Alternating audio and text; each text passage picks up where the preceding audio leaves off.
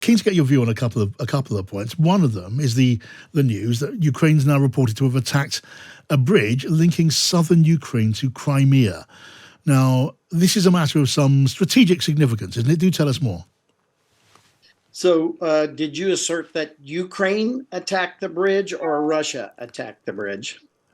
Now, I think it was reported that Ukraine launched an attack as in a way to sever links to Crimea.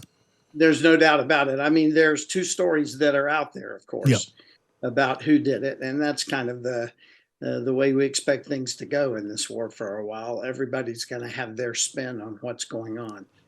But to your point, one of the things that many are advocating for as a result of this offensive, counteroffensive, however you want to label it, is that the Ukrainians isolate and cut off Crimea. Yeah. First, by cutting the land bridge, we hope, along the coast, assuming this is their objective. Second, by taking the water supply, which the Russians have already fouled by cutting the dam. And then third is to cut the Kerch Strait Bridge in multiple hard to repair locations so that Crimea is isolated and that Russia is once again forced to use vessels, ocean going or Black Sea going vessels, to resupply Crimea, which, as you know, is a pretty tough task. Yes. So if, in fact, Ukraine did cut this bridge, then I would see it as one of the steps in this isolation of Crimea, which I believe is something that Ukraine may be seeking to do. All right. Now what do you make of the word from Ukrainian intelligence that says Russia may be planning to attack the Zaporizhia nuclear plant, maybe releasing radiation in the process? Now, whichever way you look at that, that's quite an alarming idea. Well, attack the plant is kind of a misnomer. Russia occupies the plant. So mine it, I guess we mean. Yeah, so I think that what you're hearing is that Russia has sabotaged and is ready to blow up a portion of the cooling system, just like Russia blew up the dam. And so what we see here is that Russia is desperate. Their army is failing them in Ukraine. Yes, Ukraine is having a tough start, but it is just a start at this point to its counteroffensive. But Russia begins to see, I think, the writing on the wall. Ergo, they blew the dam. Ergo, they're now prepared to blow the cooling tower. To change the narrative away from Russia as losing this battle, change the dynamics on the ground by getting everyone focused on now a nuclear problem where it was just a flooding problem before. But once again, I think what we see is Russia recognizes its military is failing in its military objectives, and they have to find some catastrophic things to change the narrative. As a grim thought. And meanwhile, President Zelensky of Ukraine is saying, well, maybe the Ukrainian advance is not quite as rapid as some would have hoped, but making the point, and I guess this is the key point, that this is not a movie. It was always going to be hard going. Stick with it. I'm going to steal that line. I've been using a different line. I've been saying to many people that, there are a lot of people that thought this counteroffensive was going to launch off with flags in the breeze and swords in the air, and it's the charge of the Light Brigade, and off we go. It just demonstrates how little people understand about modern war, and the fact that now Ukraine is having to attack into prepared defenses of Russia.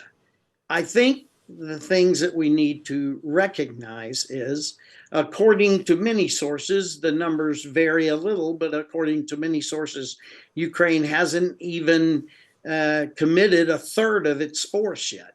Ukraine is still in the probing, shaping, and trying to find the right places then to bring forward the heavier part of its forces into the attack. So we just have to be patient. What we have seen so far in this war is great generalship, great civilian leadership, and amazing tactical level leadership in the Ukrainian military. And so why would we all of a sudden become impatient and think that they're not doing well? I think we should just let Ukraine roll out their plan. They've done well at it so far in this war, and let's just have confidence and patience in their leadership. Okay, now what if I could just tempt you for a moment into some of the political aspects of NATO, which of course you know so well. You may have seen the reports. The British Defence Secretary Ben Wallace appears to have been vetoed as a candidate for the Secretary Generalship of NATO by President Biden and by EU leaders too. Mr. Biden, it seems, would rather see a continuation of Jens Stoltenberg in that role, and EU leaders, it is said, are keen to see one of their own, an EU fellow leader, step into that space. What do you make of that? Is that a setback for the UK as it seeks to mark out a global role? I think it's really odd of you to ask an American to make this judgment. I think Wallace would be a great candidate. I actually believe there might be some very good sense in extending Jens Stoltenberg right now until we get through the Vilnius summit and then maybe look at replacing him. And the other fact of the matter is there's some other great candidates out there. And so I think that this will end up well in some fashion. And I just say again, Wallace would be a great candidate. Yeah. Jens would make a lot of sense in the short term to get through Vilnius. And beyond Wallace, if we pick someone else, there are some great names out there as well. Yes. I mean, I ask you because you're the only general of NATO that I have on the line with me just at the moment. I mean, you can see the British interest in this.